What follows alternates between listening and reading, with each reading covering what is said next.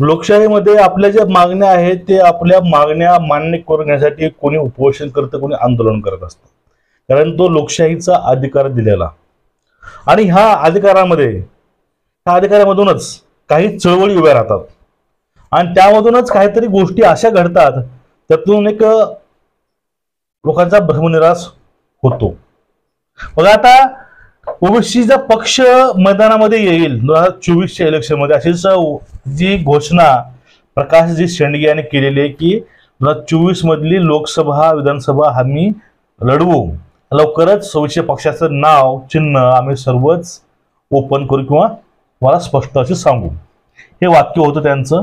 त्यांनी घोषणा पण केलेली आहे.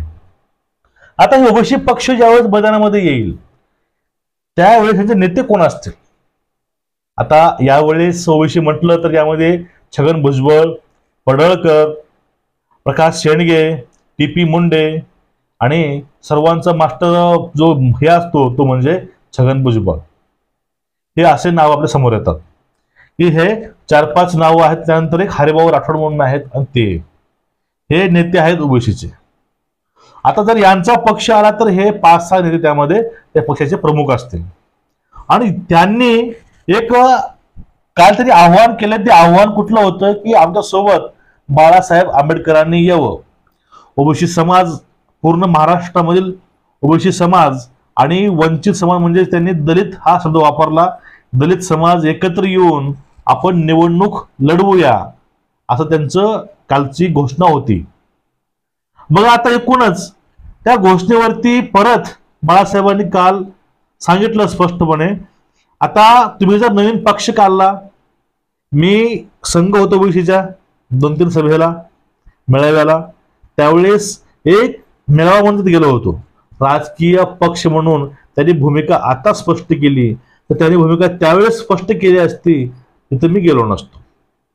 कारण या ठिकाणी बघा छगन भुजबळ हे भाजपचा माणूस आहे आणि ह्या नवीन पक्ष येतोय तर हा पक्ष सुद्धा अधिकृत भाजपचा असेल, नाकारता येत नाही. आणि त्यावेळेस जर यामध्ये भुजबळ असतील तर मी यामध्ये येऊच शकत नाही, जर भुजबळ नसतील मला विचार करावा लागेल. हे त्यांचं कालचं स्टेटमेंट आहे.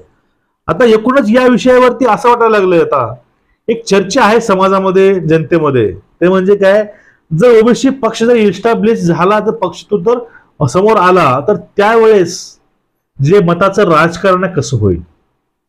ओबीसी जे मत आहेत, ओबीसी वोट बँक आहे, ते ओबीसी वोट बँक कुठे जाईल, कुणाकडे जाईल?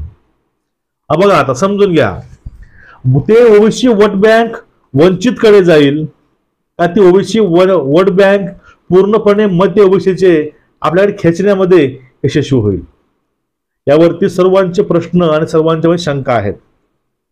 आता मुद्दा समजून घ्या, ओबीसी समाज जो आहे तो समाज पूर्ण विखुरला होता. काही लोक काँग्रेसकडे होते, काही लोक सेनेकडे होते, काही राष्ट्रवादीकडे होते, पश्चिम महाराष्ट्रामधील काही भाजपकडे होते. पण यामध्ये जे मराठा आरक्षण आहे हा मुद्दा समोर आला आणि एक आंदोलन उभं राहिलं ओबीसीचं. त्यातून काय झालं, एक ओबीसी समाज एकत्र आणायचा प्रयत्न त्याने केला. भीती घातली पुढे त्यांना की तुमचं आरक्षण मराठे खातील, तुमचं आरक्षण संपून जाईल, हे भीती घालून त्यांनी सोबत ओबीसीला केलं. मग आपण एक लहानपणी भीती घालतो लेकरांना, बघा भांबड येईल, भूत येईल, एवढं खाऊन घे, मग ती लेकरू भीतीपोटी खातं. आणि ते असं खात नाही गाईस, जर त्याला भीती घातली तर खातं. असंच काहीतरी केलेलं आहे ओबीसीनं. त्याला भीती घातली तुमचं आरक्षण जाईल, त्याने भीती घालून पूर्ण समाज त्यांनी एक केला आणि समाज एक करून त्यांनी एक वेळेस त्यांनी एक बॉम्ब फोडला, तो म्हणजे आपण एक ओबीसीचा नवीन पक्ष काढू. कारण त्याला काय होईल, जो आता समाज एकत्र आलेला आहे, दुसरा समाज एक आहे, त्यानं काय होईल, जो काँग्रेसकडे मतदार गेला ओबीसीचा जाणार नाही, जो मतदार वंचितकडे आहे जाणार नाही, जो मतदार राष्ट्रवादीकडे शिवसेनेकडे आहे तो जाणार नाही.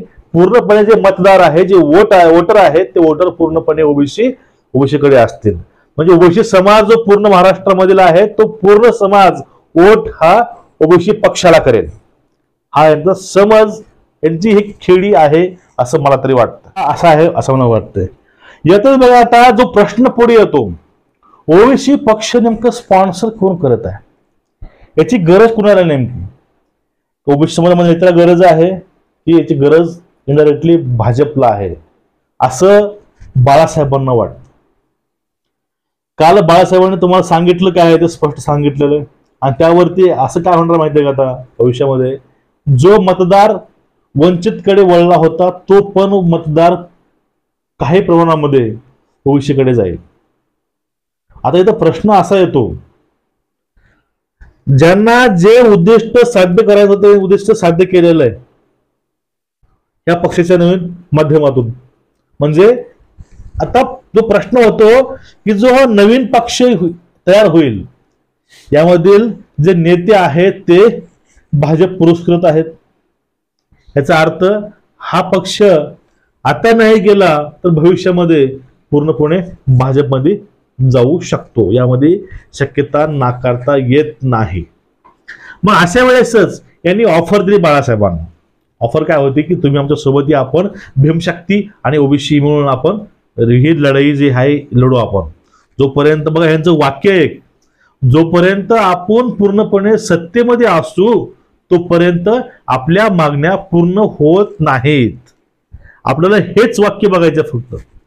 आपण जोपर्यंत सत्तेमध्ये असत नाही तो होणार नाही. बघा आता मराठा आमदार 140+ सत्तेमध्ये आहेत, तरीही कुणीही मराठ्याला सपोर्ट करते का? कुणीही सपोर्ट करत नाही.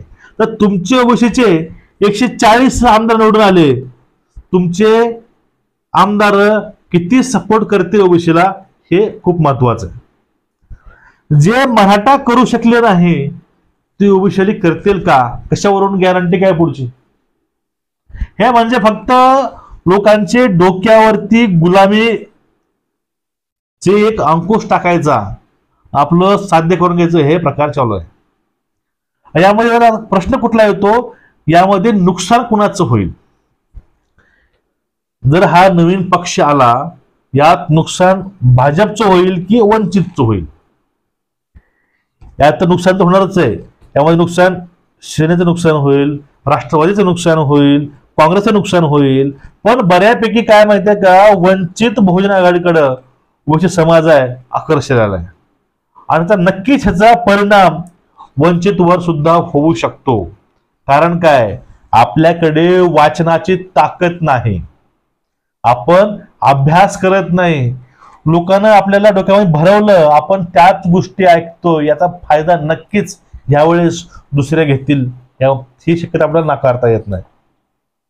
मग जर ही नवीन ओबीसी जर पक्ष तयार झाला याचा फटका सर्वांनाच बसेल, फक्त भाजप सोडून.